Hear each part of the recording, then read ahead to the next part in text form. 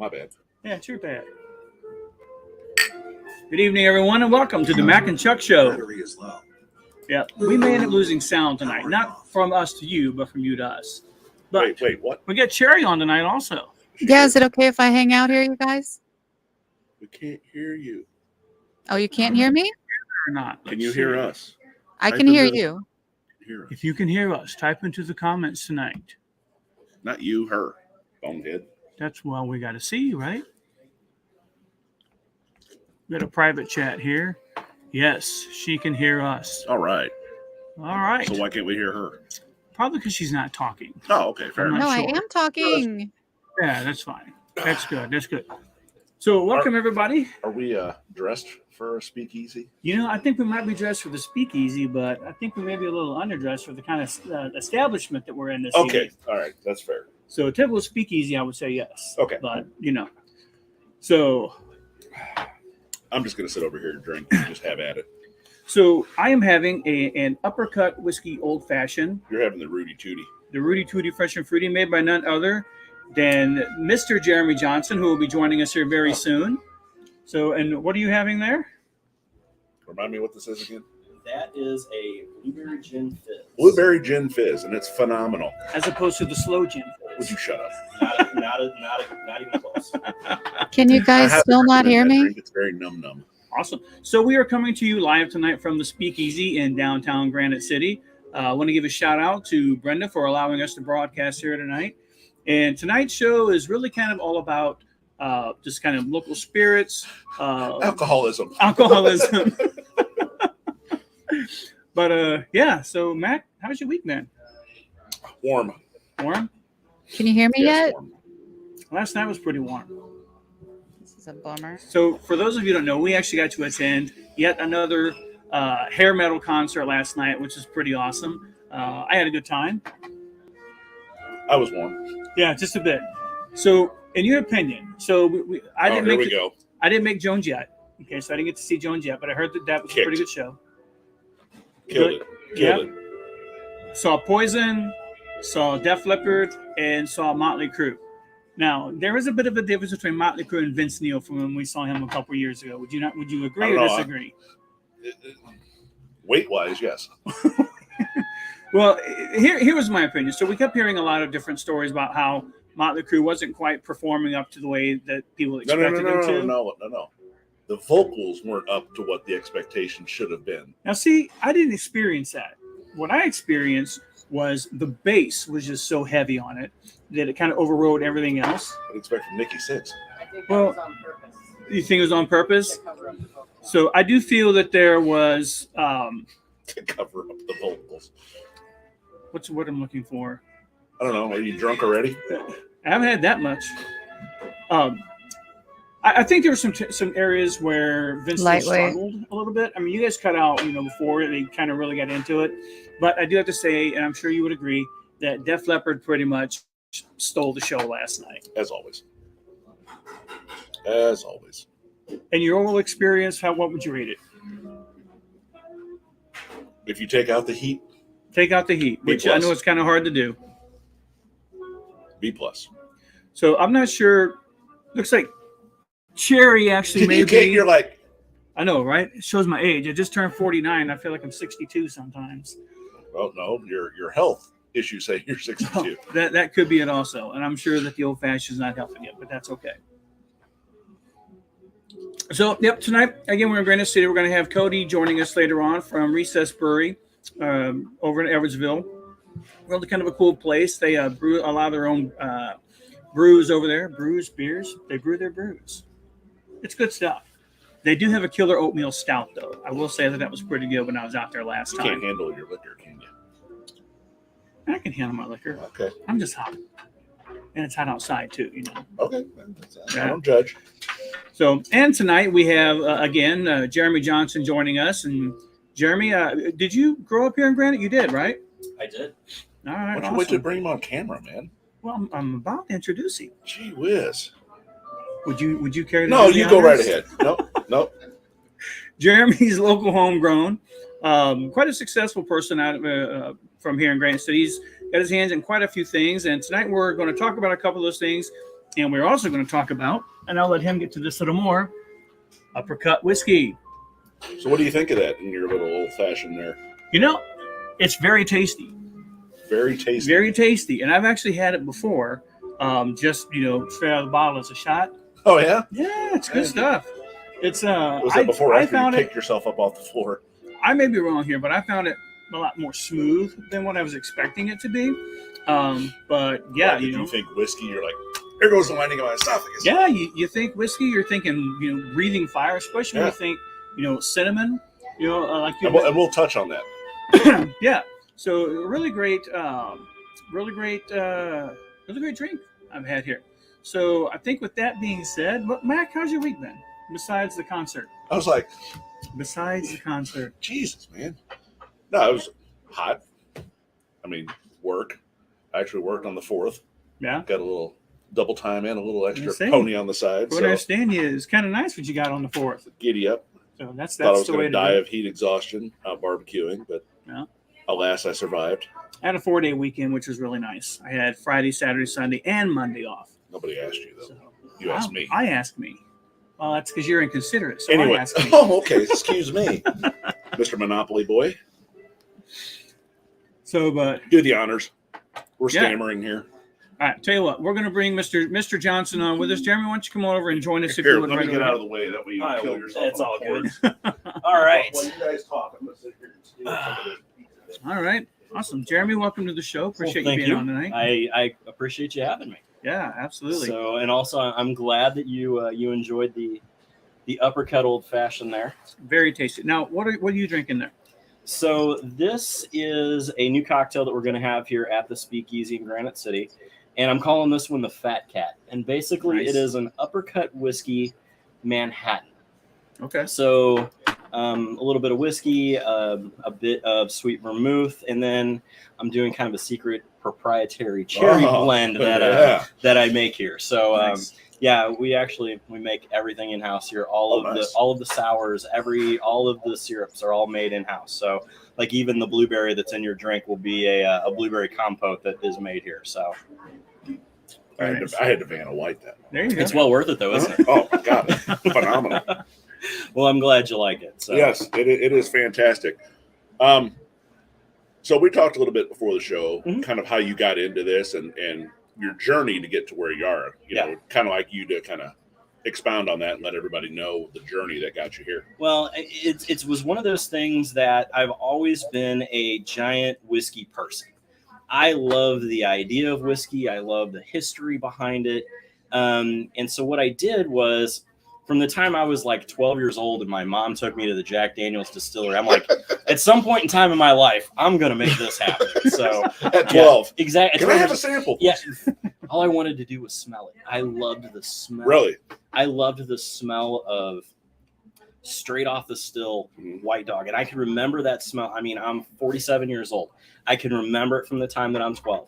I get excited every time that I do a run of whiskey on my personal still to do testing, because of that. Right. And so that's really kind of what brought me around to it. But really over the last 3 or so years, we have been really playing with kind of, I literally did 30, 40 representations of what became Uppercut whiskey.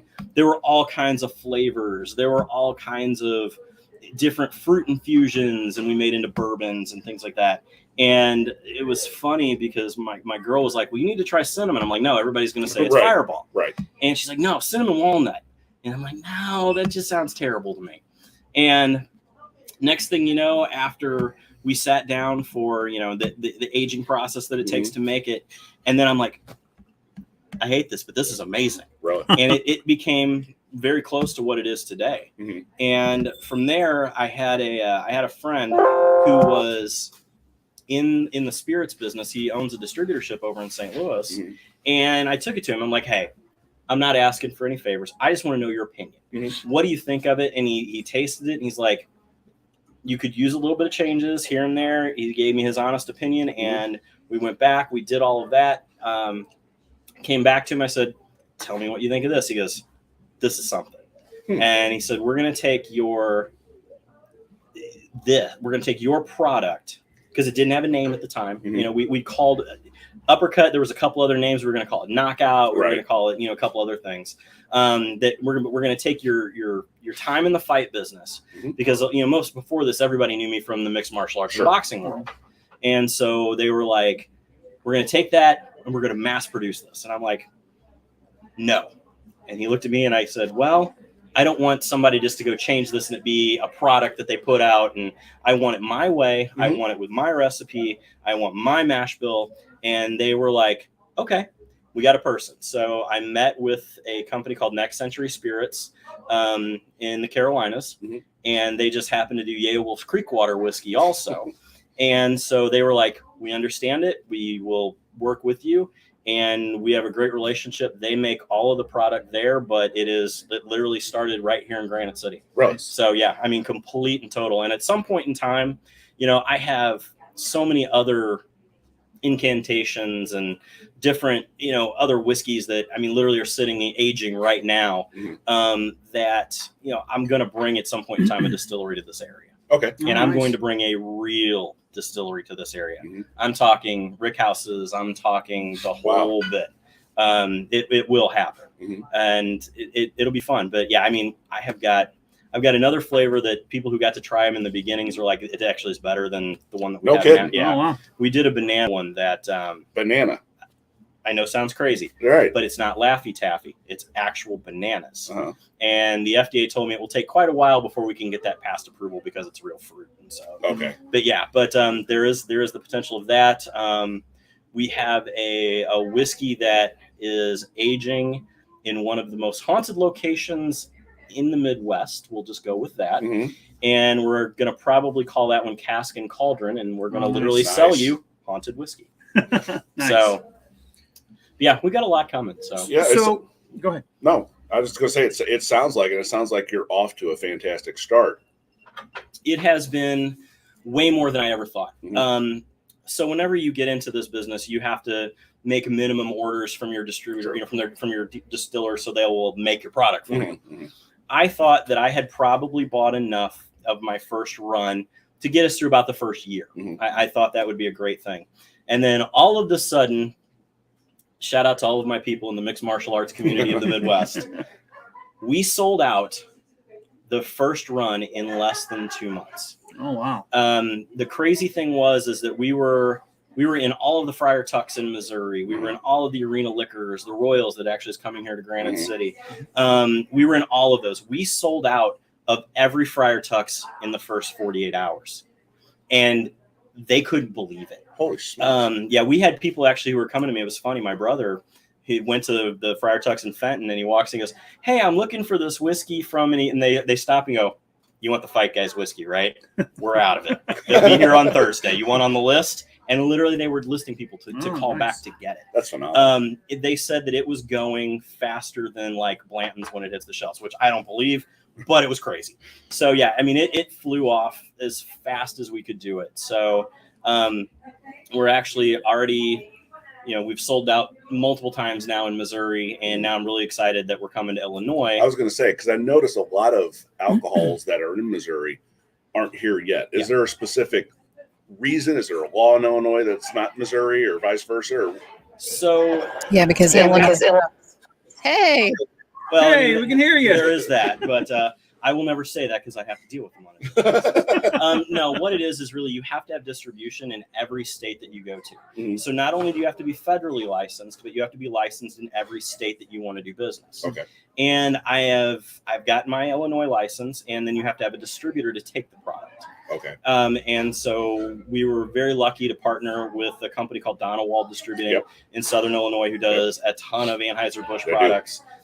They do a boatload though of spirits and convenience store products and things like that.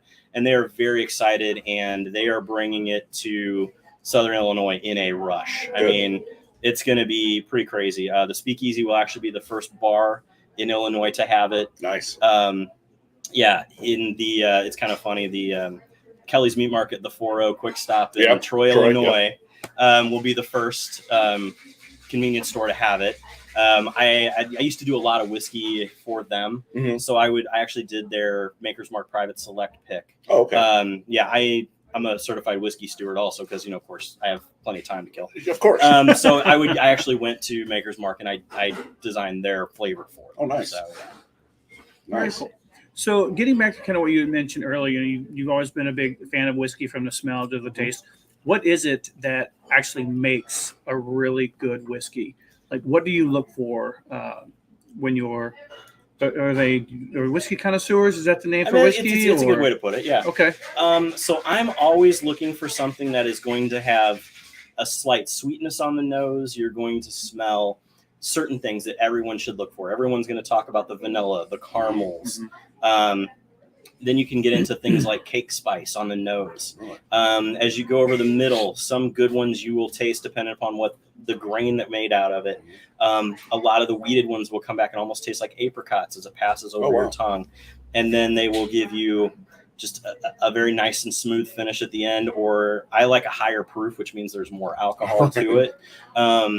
And I like those because I like a little bit more burn in the back. Gives you what they call the Kentucky hug as it goes down. Yeah. So but felt that a few times. Exactly. But I am not one to ever shoot whiskey. I don't do shots. Not my thing. I don't even create them for bars. Not really. I like the idea of find the flavor, sip it, and you will get so much more out of it from sitting back and tasting whiskey correctly that you will find flavors you never thought would be there. You'll find toast, you'll find cherries, you'll find, the smell of leather and things of that nature on the nose, for real. Yeah, I mean, it just seems so broad and different smells and tastes. It is completely. So, and it's one of those that, not only are you going to get that, it's going to be on any over the year. Yes, we have a question from the audience. I do. I have a question. Okay.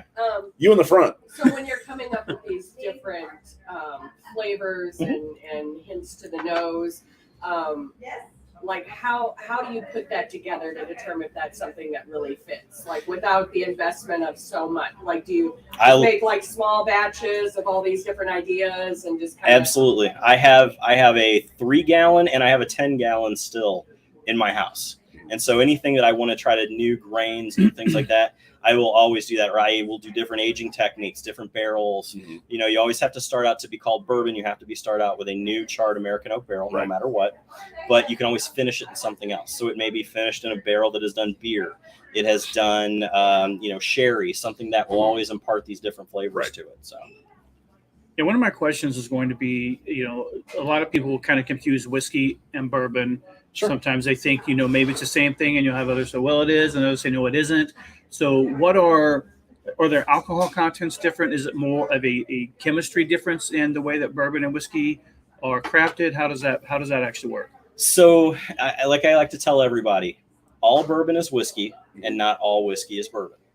So to be bourbon, you have to be 51% corn in your mash bill. So it has to be at least 51% corn.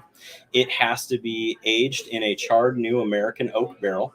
It cannot be used. And once they're done, they actually generally ship them off overseas to be into Irish whiskey or something of that nature. Yeah.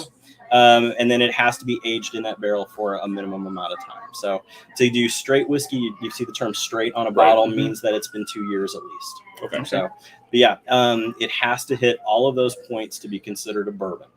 Bourbon does not have to be made in Kentucky. You can make bourbon anywhere in the United States, but it does have to be American made. It cannot be made overseas and be called bourbon.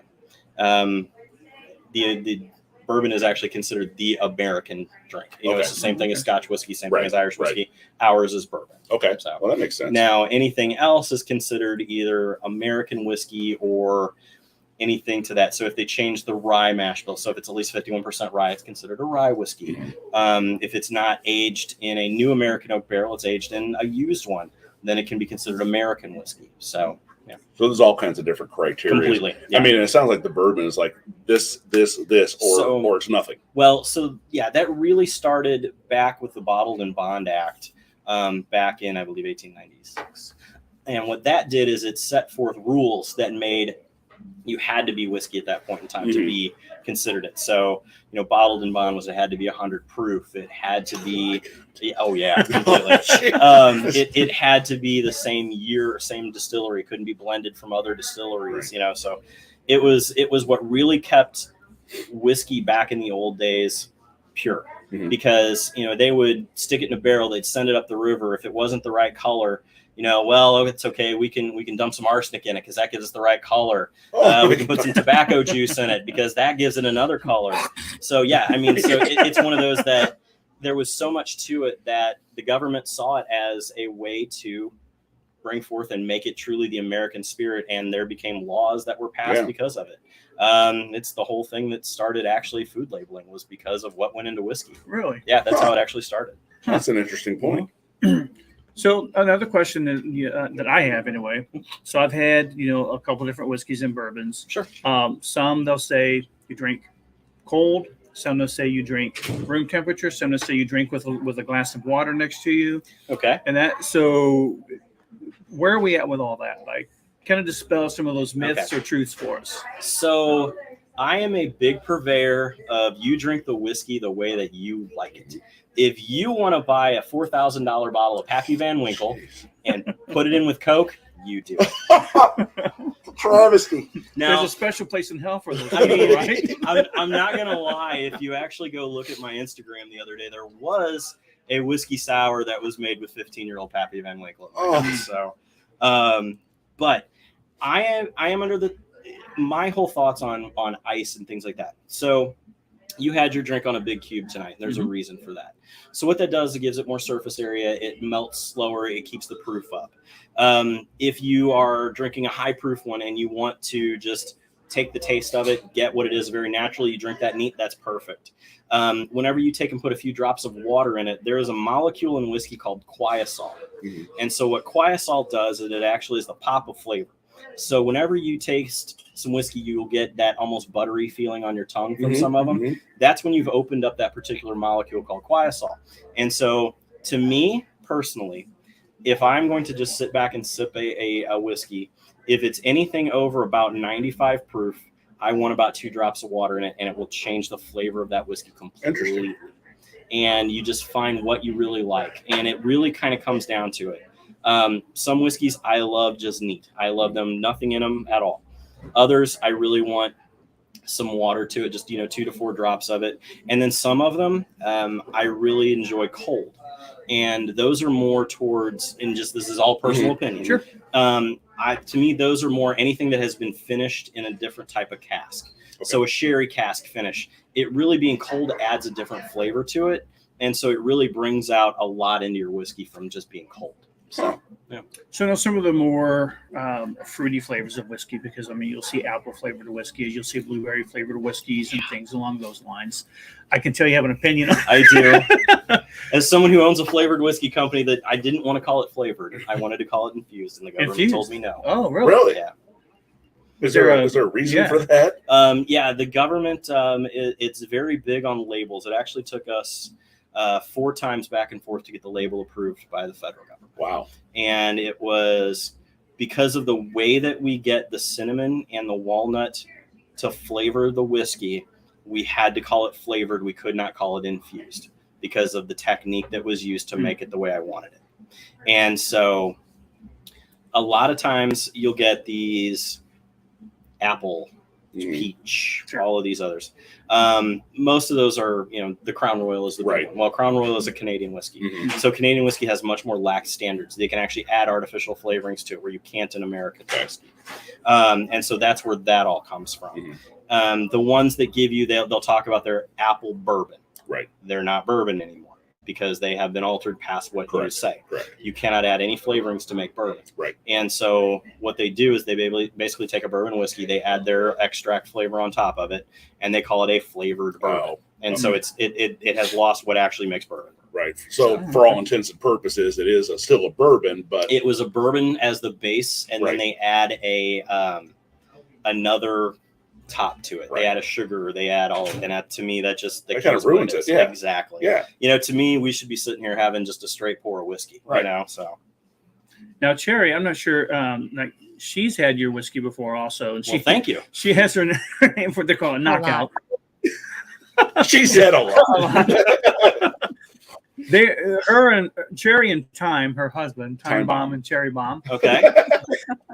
They are kind of our whiskey purveyors, so to speak. They'll travel across the country and they'll get whiskeys from different areas, Mhm. and things like that. And I mean, Those are my kind of people.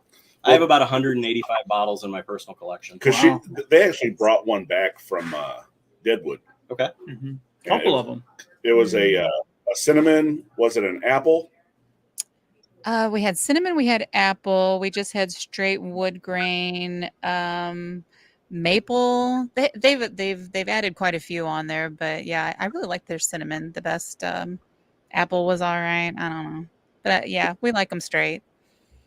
Now, what I do like about Uppercut is the cinnamon is in the name, but it's not overpowering. Not in the least. It's not like you're drinking, the other cinnamon whiskey that's, Oh yeah, popular out there. Yeah, we are nowhere in the same ballpark. The funny thing is so most flavored whiskeys come in at about 40 to 70 proof. Uppercut is actually 90 proof. Nice. And so it is a true American whiskey. Mm-hmm. And it just so happens to have the essence of cinnamon and walnut to it. Okay.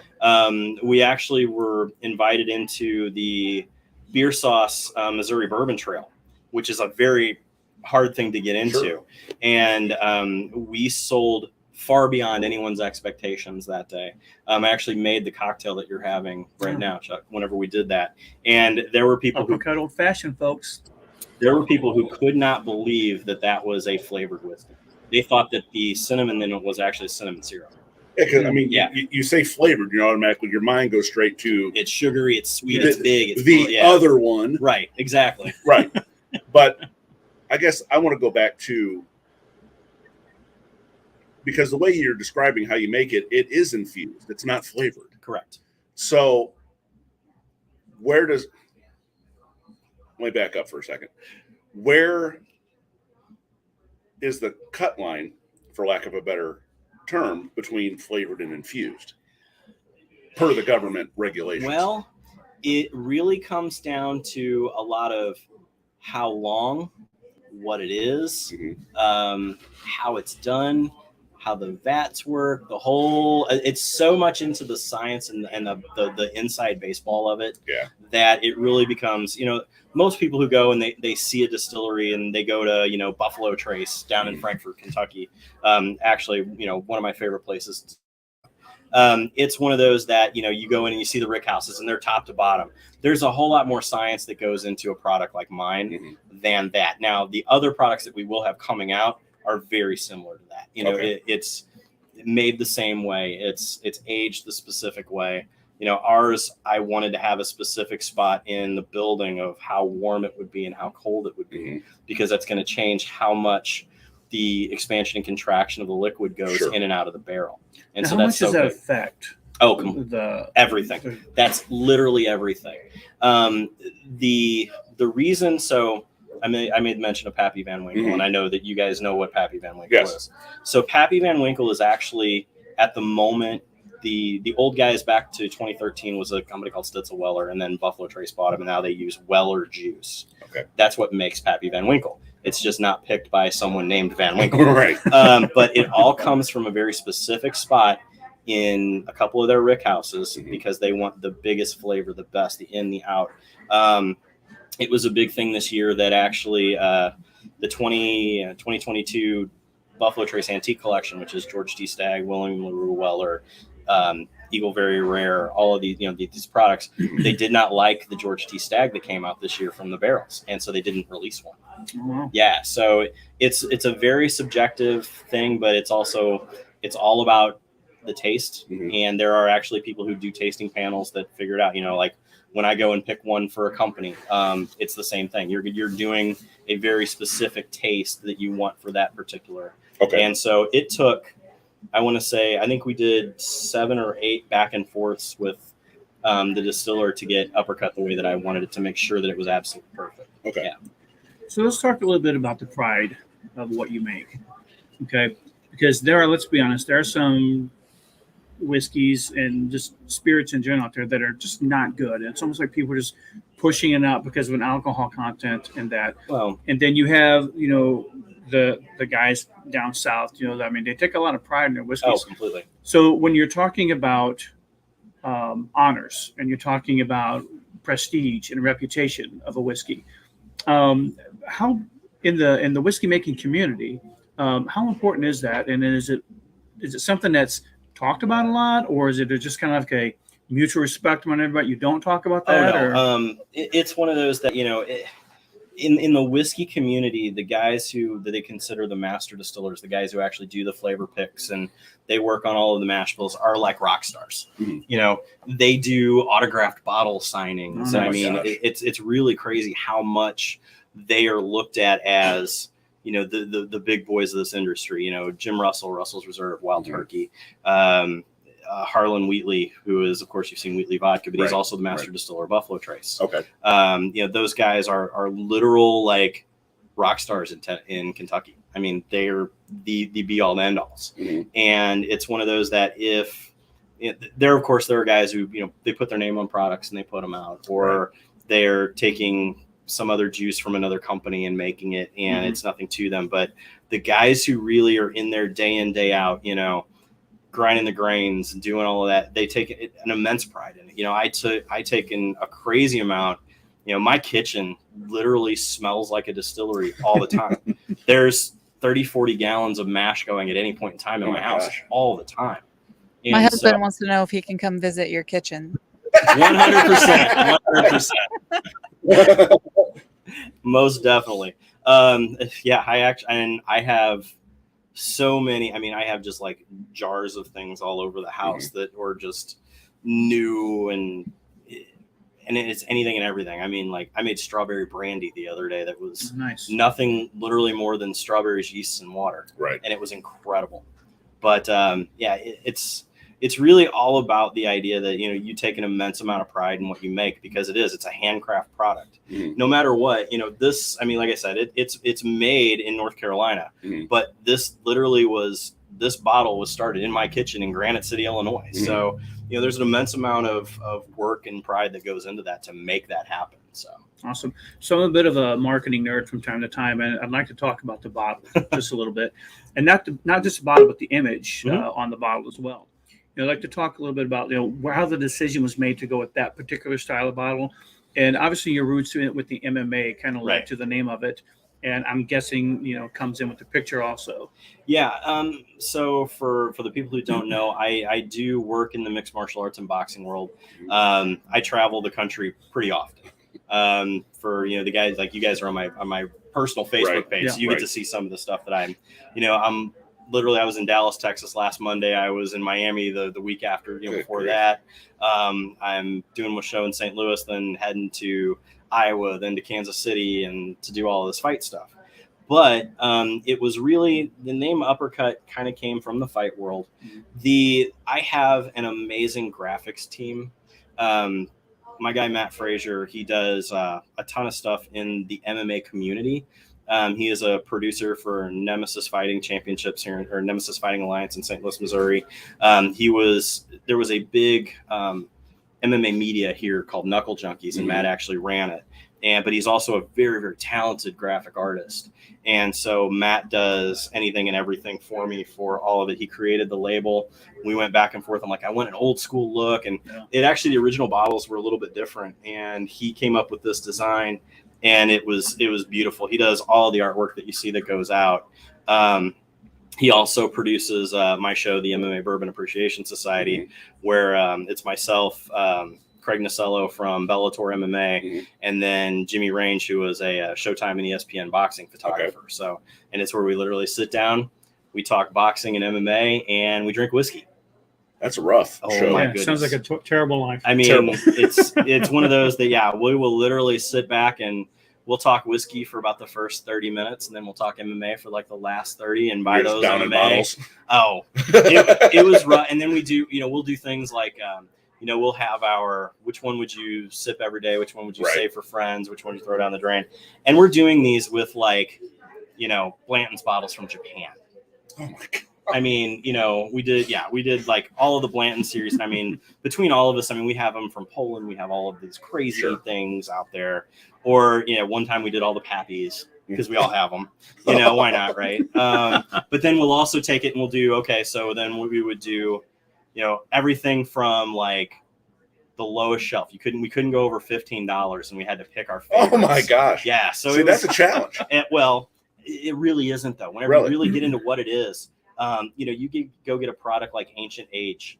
I know that you guys have probably seen that on the bottom shelves. Ancient Age is literally it's Blanton's at 80 proof instead of 90. No kidding. That's all it is. So do you find that a lot, that a lot of these 100%. lower brands are kind of completely. lower proofs of the big names? I would sit and drink Benchmark all day long. Benchmark is literally Buffalo Trace. Okay. Yeah, I mean it's the same stuff. So You're a brave man. oh, I'm not gonna lie. His liver wakes up and cooks and makes and bacon. exactly that it does. So yeah, one night I was just looking for something and saw a Benchmark. I was like, I'm gonna take this home. And not trashing it or anything, but it's just not my speed. And so A I little was too like, strong for you? it was more. Not that it was strong. It just wasn't anywhere near as smooth as I'd hoped it would be.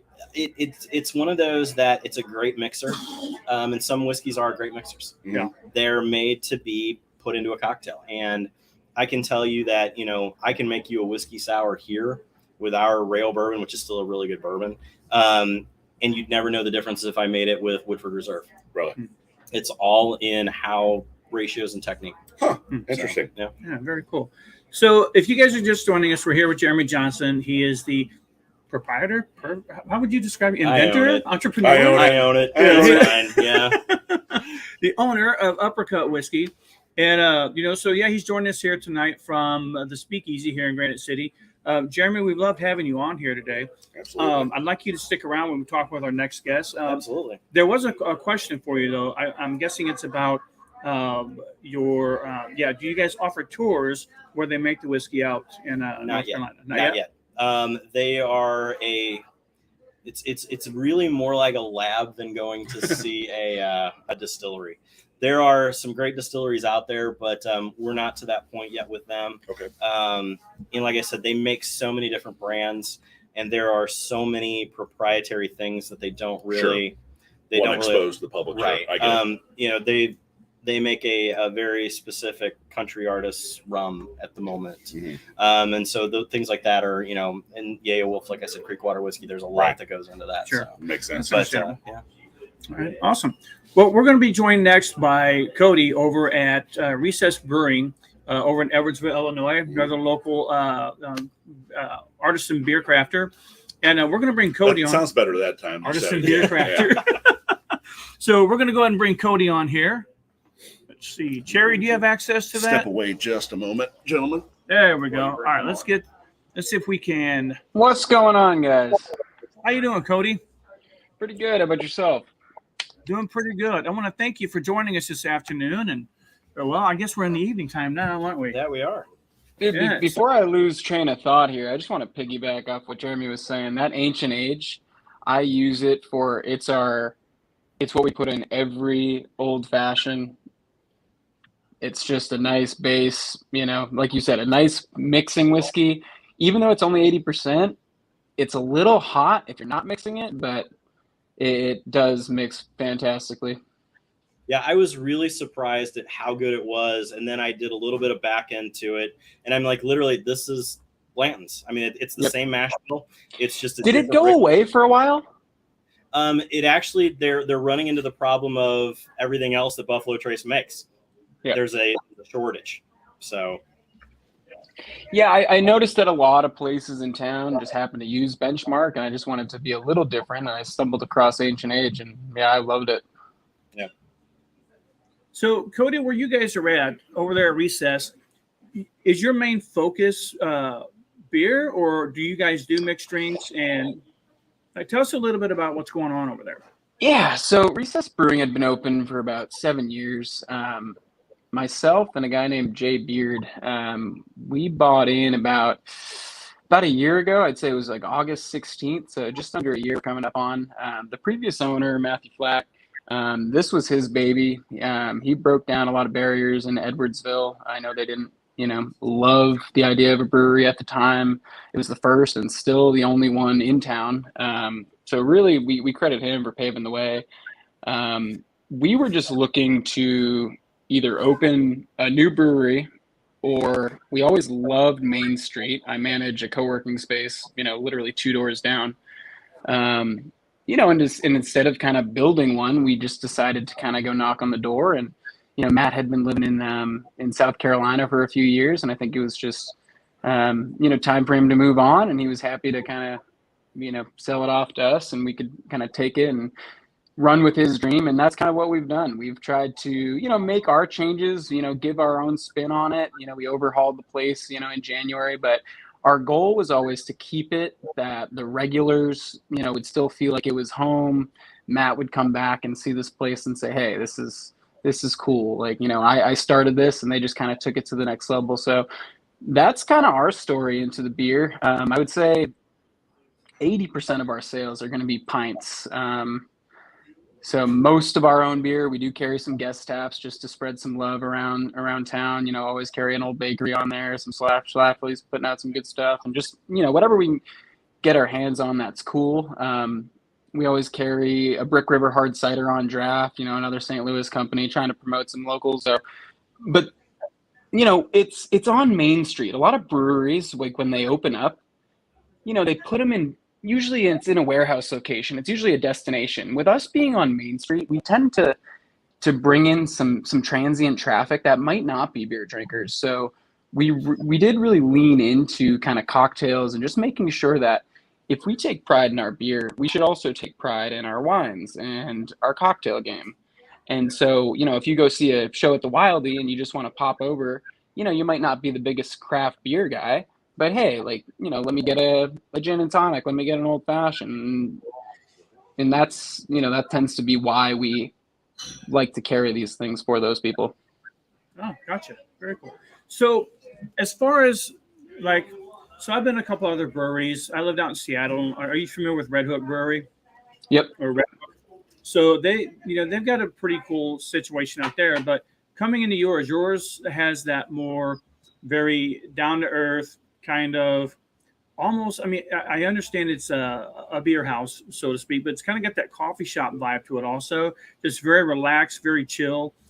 Just kind of what got you guys into it, especially just as COVID is coming to an end. And, what was your thought process in investing in not just a brewery, but also investing in a business in general and in Edwardsville in general? Yeah, I was gonna say it starts with the town itself. We know we live here. We wanted to continue to grow some unique brands here in Edwardsville. A lot of the growth that's happening in the city, is more chain things, and we want to be, bringing something that's not a chain that does have that homey feel. I know you mentioned the coffee shop. It's funny that you mentioned that because Jay also owns Goshen Coffee. So. Yeah, we, if you go in there, it's a bright, start your day happy. We wanted to provide something like that on the back end. You finished your day, come in, low lights, a chill place to hang and just really kick up. So yeah, we wanted to, cover both ends of the spectrum, I guess. Very cool. Now, what is your top selling beverage over there? So yeah, there's two ways to look at it. The 2211, we always outsell everything else. But I have conflicting reasons as to why. It's the OG beer. It was the first, I want to say one of the first beers that they ever made, something that we continue to do. It's a big beer. It's a West Coast IPA. It's about 6.9. It's fluctuated a little bit over the years. But 6.9, but the thing that keeps it tried and true is we never raise the price on it, so it's still a $5 beer. So I can't tell if the locals are just saying, hey, that's a bang for your buck, or if they actually love it. But I would like to say that it's a little bit of both. Okay, awesome. Now I've had the oatmeal stout over there. I'm a big dark beer drinker. Typically, when I have beer, it's a dark beer.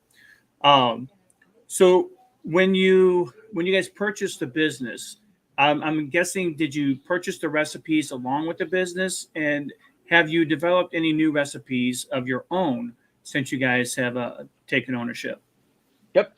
So we retained most of the staff. So like I mentioned, kind of Matt had been living in South Carolina for a while, so there was already a different brewer in place, and his name is Tracy Hutton. He's actually going to be starting his own brewery out in Staunton, focusing on saisons and wild ales, but he's still going to stay on at Recess and kind of be, what he was there when we came on board, is just kind of our head brewer there. Some of the things that we did bring, some of my background, I used to work for Sierra Nevada. I was a sales guy up in the Northeast. And, if you take a company like that, I mean, I think they're the second largest craft beer, company behind Sam Adams. And they put out a lot of stuff, but what really pays the bills is that Sierra Pale Ale, that green can. It's always tried and true. It's not a particularly interesting beer, but you can always get it. You can find it anywhere. It's a good price point, and it's never going to let you down. So we wanted to bring a little more consistency to Recess, because as much as I love the experimentals, you need a base so that people feel comfortable. They go in, hey, I know that's my tried and true, and then they can experiment. So we thought that there was always missing like a nice staple list. So we've kind of grown that from about 2 staples, which was just the 2211 and Yellowhammer, to adding, some things that hit different styles. We have a Hefeweizen that we do year round. We do a pale ale that we call Familiar Patterns, and it's heavy into Cascade because that's what that Sierra Pale Ale is about. And so we wanted something that was familiar, that people knew, and we ended up being a very crisp, consistent beer for us. So that's all the recipes, all the old recipes we have. Some we choose to bring back. Sometimes we bring them back as a throwback, and it just brings out all the nostalgia. And then sometimes we're just working on brand new things. We've tried to make it very collaborative. Jay and I are not brewers, and so we are very much into mindshare. Bring people in, throw ideas around. We had the head of the East Side Brewers Club kind of come in and brew with us. He was stationed out in Germany when he was in the military. He always had this idea of this Dusseldorf style German alt beer. He came in, brewed it with us, and it's one of our staple beers to this day, and it's something that we continue. So really just listening to everybody and actually, getting everyone's input, maybe not just words, but actually in this case, some physical labor kind of coming out and, showing us different things and different techniques. And so, yeah, we're happy to learn and continue to grow in this journey. Awesome. Now, one of the questions I had posed to Jeremy earlier was actually kind of like, the pride in what you guys do, and just kind of the beer community. Like, how important is that within the community itself? And being one of the only breweries in the area, how does that affect you guys? Does it affect you at all? Do you have a lot to do with that? What's that look like for you guys? Yeah, no, it's definitely a driving force into why, we always said, Edwardsville deserves, good beer. They deserve a good brewery. And so that's, what we're setting out to do. I mean, we live here, we work here, a lot of our friends are based here. We want to be, proud of something, and we want people to come in and enjoy what they're having. So, it starts way before the beer. Something that I always said about, businesses that Jay owns is there's always like a cleanliness to it. And it really sets the tone. So just walking into a place and like not seeing a layer of dust on things and not seeing crumbs all over the floor. I can't even begin to explain how that just subconsciously even just puts a bad taste in your mouth from the start. So it starts way before, a beer is ever served, like getting up, cleaning those mats. It's funny, I always joke, being the only brewery in town, I guarantee you we have the cleanest tap lines of anybody, because I know everyone's supposed to do them, but something telling me that not everybody's doing it. I'm not naming names, but I guarantee you we take apart our taps every Monday. We test to make sure the carbonation's flowing on everything. Because it's our beer, there's a little more at stake. I'm going to trust that when I order some guest taps that they've already done the work, but I want to make sure that, what we can control, we're doing. So that's what I would say. I will say, in being in Recess, you're absolutely right. The customer experience is definitely much, much different than what you would find in a typical bar in the area, whatever. And I think you're right that it does set the tone. Once you walk in the door, you see that it's bright, it's not dark. People aren't trying to hide or anything like that, there are people that are actually sitting there enjoying their beer Absolutely. and you're just having a good time. Um, I've been there before. Let's say customer experience wise, someone comes in, maybe they're used to going to a bar or something like that, but they've heard of this awesome place called Recess Brewing, and they're going to come visit, but maybe they don't know what makes a good beer or something like that, or maybe they don't even know what they like. What is that customer experience like from your point of view? Yeah, so I spent a lot of time at Sierra Nevada basically pushing, kind of peer pressuring people into trying things that they weren't gonna try anyways. What I noticed, especially here, what I noticed is a lot of people will come in and they're kind of, I don't know if it's kind of they're nervous to kind of hold up the line, or I notice that typically, like, we give out samples of, you can try anything before you get it, and people are always like, they never want to sample more than one because they feel like they're either wasting our time or like that we're going to think that they're cheap for like getting more samples, and it's just so not the case. So what I tell my staff is, like, if you give out a sample and you don't see like a home run, like they're not like loving it, Yeah. just don't even ask them. Give them a different sample. Like, because a lot of times, like, if it's like kind of like on the fence, they're gonna say yes just to kind of end the transaction. They don't want to be on the spot, and I just try to take that away from them, make them a little more comfortable. Hey, we got some time here. I'd rather get you in something that you like, because like taste is so subjective. Like, taste is not, you'll find, like, as you get more advanced in your palate, you actually like start to like things that you thought weren't. We were talking about the ancient age earlier. It's like people are like, oh, like I've noticed in that middle ground, when you get a little bit of knowledge, you start poo-pooing on all like the lower end stuff. But then when you like advance past that, you start to gravitate back and be like, whoa, that like Wild Turkey 101 is like really good. Why did I pass over it on the shelf for years just because it was a cheap thing? And so, yeah, it's just about making that customer experience. We want to create craft beer drinkers. Like, we know that, Edwardsville is a hustling and bustling area, but it doesn't take more than 5 minutes to get out to the middle of the country. And so most people like come in and they say, hey, like, what do you got that's closest to Bud Light? And if I handed them a 2211, they're going to be like, this is the worst thing in the world. They would be like, are you kidding me? Like, this is disgusting. But, we have, maybe a blonde ale or our Yellowhammer, just an American lager. That's our version. It's still a craft beer. It's no less a craft beer drinker. It's just, they're never going to go from, Miller Lite to that IPA. It's got to be a stepping stone. And so I always like to give people something that they might have not. Like, so one thing that we special on is sours. And now a lot of people don't even know that they like sours. So I'll have like, somebody come in, hey, I'm not really a beer drinker. Like, I'll get the cider, or let me get a white wine. And I always just say, I just give them a sample of the sour beers, because people will be like, this is beer? It's like, yeah, it is beer, but it tastes nothing like any beer you've ever had. It's honestly probably closer to a wine or a cider than it is a beer, or some would say.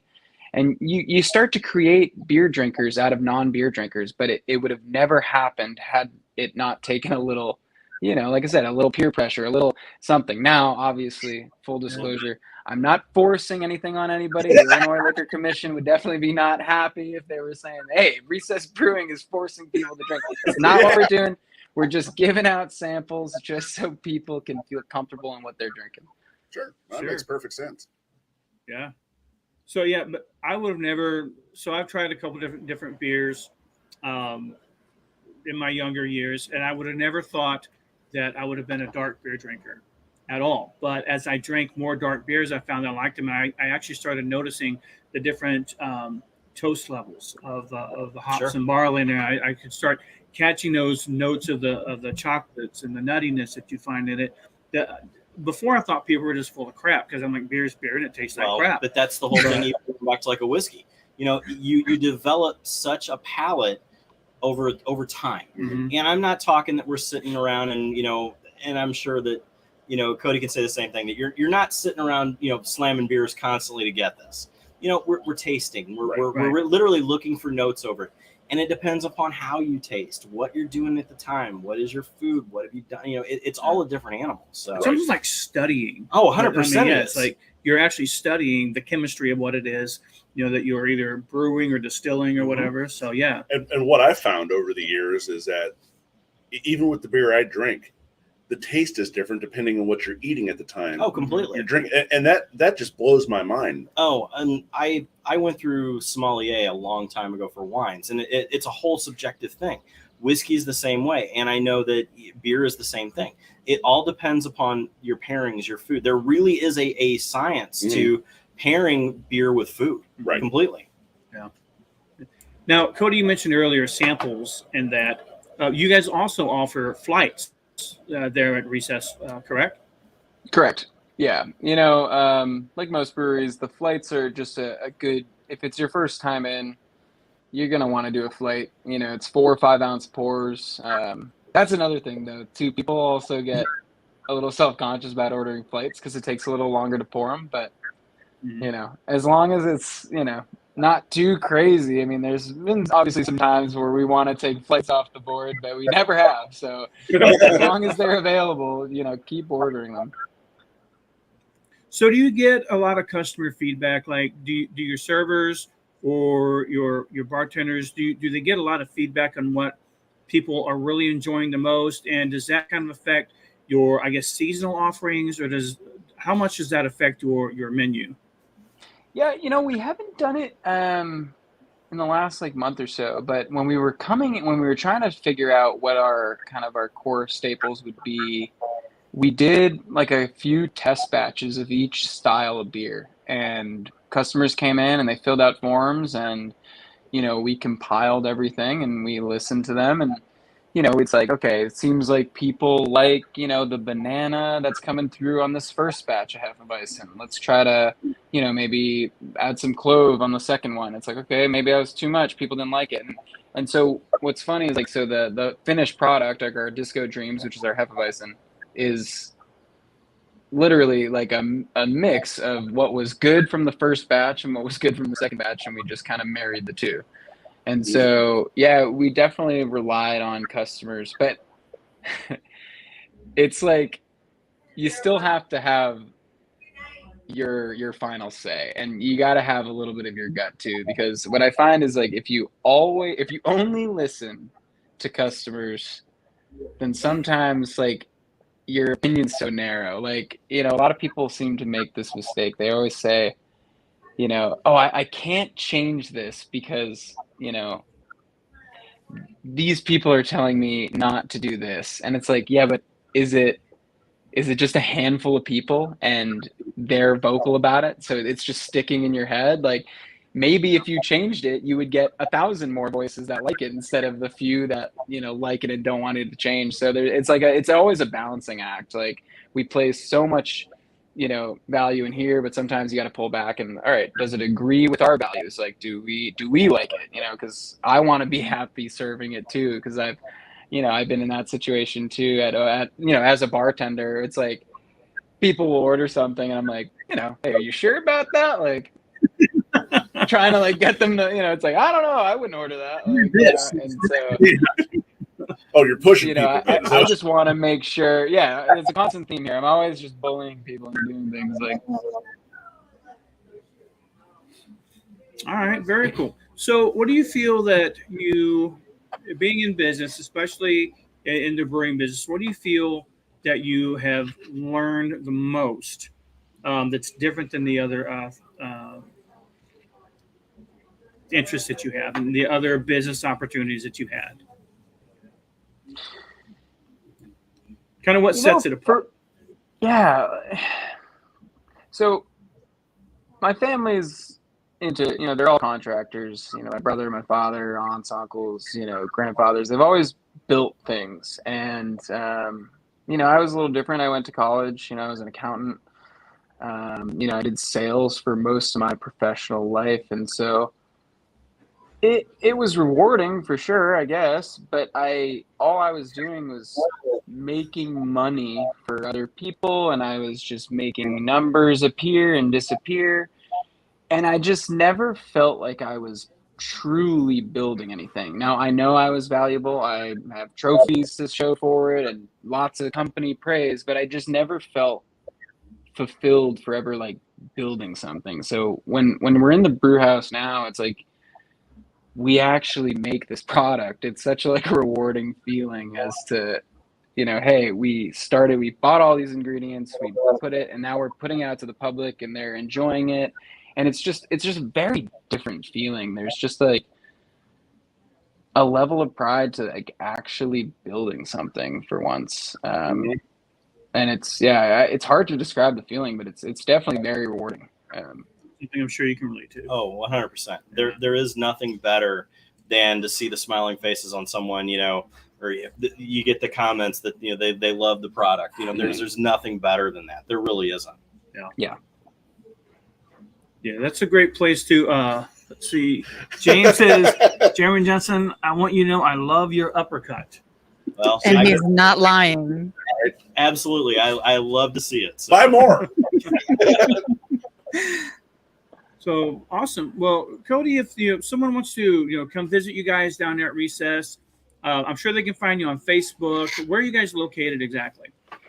Yeah, so we're Recess Brewing, recessbrewing.com. We're right across from the Wildie. It's 307 North Main Street in Edwardsville.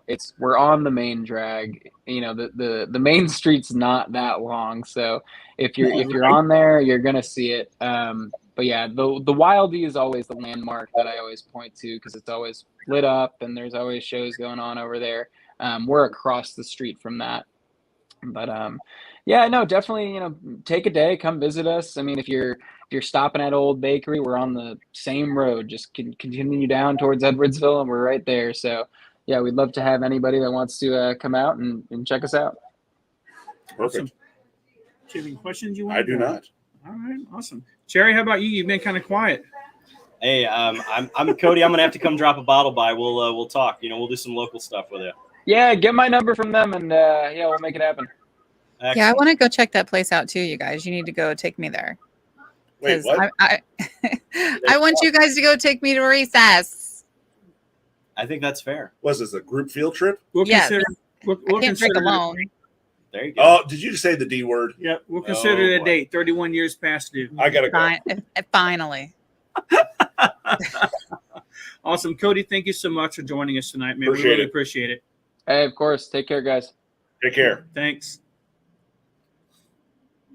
So awesome. I always love to hear, about the new things that are happening in town. And Jeremy, I liked the fact that, you're a Granite City guy, kind of born and raised. And, now you're bringing what you've created and your business here into town. But not just that, you're also helping here at the Speakeasy, which is absolutely. awesome. Yeah, this place, it's really amazing. I mean, what Brenda Whitaker has done here, she completely transformed this historical building into something that you never would have thought you would have seen in Granite City.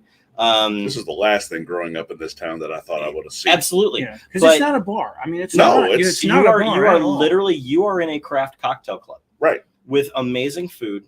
Mhm. We were open 5 to 10 on the weekdays from Wednesday, Thursday, and then Friday, Saturday we are open until midnight. And when we say craft cocktails, we are talking everything is handmade, Mhm. from the syrups that are in the drinks to the sours and all of that. We make all of that here, and it's just been an amazing experience to bring this to Granite City. When Brenda had this idea and she approached me about helping her with the drink menus, I'm like, this is going to be amazing. This is something this town has never seen Never. Right. and desperately needed. Mhm. And she has brought it. She brings it with everything that she does in this town. But I'm so impressed with what this became.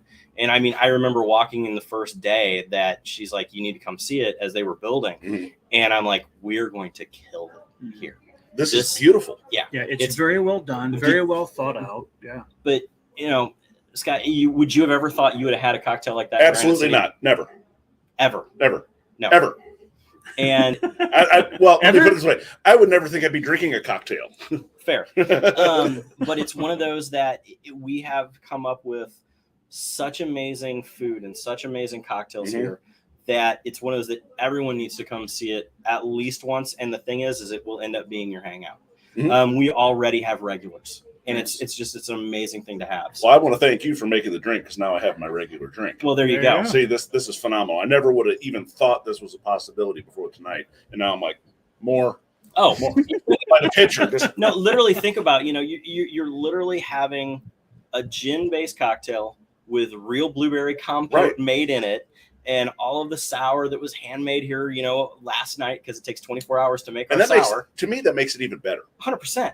It doesn't matter how long it takes you to get a drink here, and we do very quickly. But part of it is the fact that you sit and you watch everything that goes into it. It's the experience. Exactly. There are nights that we'll come in and I will do a night of smoked cocktails. And so there will be smoked Manhattans and there will be smoked old fashions. And it's just, it's the presentation. It's the experience of being here.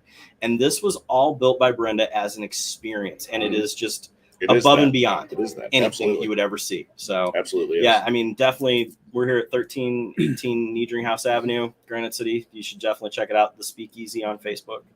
Absolutely. Yeah, if you guys are looking for a place to hang out, definitely come down here. If you're, even in the St. Louis area, make the trip across the river over to the arts and industry section of Granite City. It's a really nice thought out area. Brenda has put a lot of work into it down here. She's really dedicated a lot of her time, and we're all appreciative of that. And I mean, with a lot of the work that's going on, it makes me more proud to be from this town. It really gives me a sense of pride about being from Granite City. I literally, I travel the country, and I still will say, most people, I'm from St. Louis, I'm from this. I'll say I'm from Granite City, and people kind of take it back. And one, they don't know what it is, right? Or the ones that do, they're like, really? And I'm like, it's not what you think. Nope. Right. So it's all good. We are real. It's not people. what you remember. Yeah, it's not just a steel mill. It's okay. Right. We're real people. That we have like the whole thing. So Right. they really do need to come check it out down here in the downtown. I area, agree. So. I'm very impressed. And have a great cocktail. Bingo. And some amazing food. How often is Jeremy there, or bartending anyway? So you're a celebrity now. You have to buy. That's right. Fans, throngs of fans. I put that up there for you. Show more often. I have no idea, but hey, thank you, whoever that was. I appreciate it. I am here about once a month, and they will advertise it at least a week in advance that I will be here. Okay. When I do come in, I always bring a new cocktail. It will always be something different.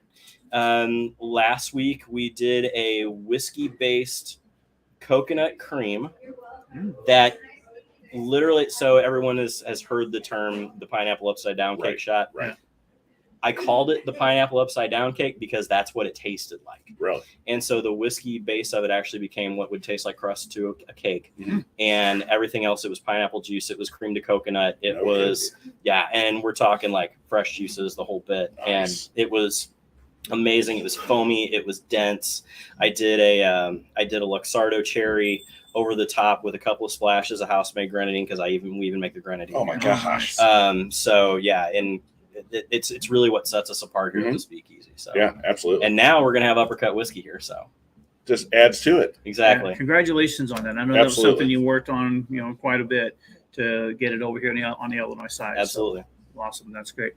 Well, thank you guys for joining us tonight. We definitely appreciate it. Come out here to the Speakeasy. Please check do. it out. One last thing, Jeremy. Someone comes. What's your go-to drink? Your go-to drink. Goodness. So again, being a whiskey type of person, I'm a gigantic whiskey cocktail person.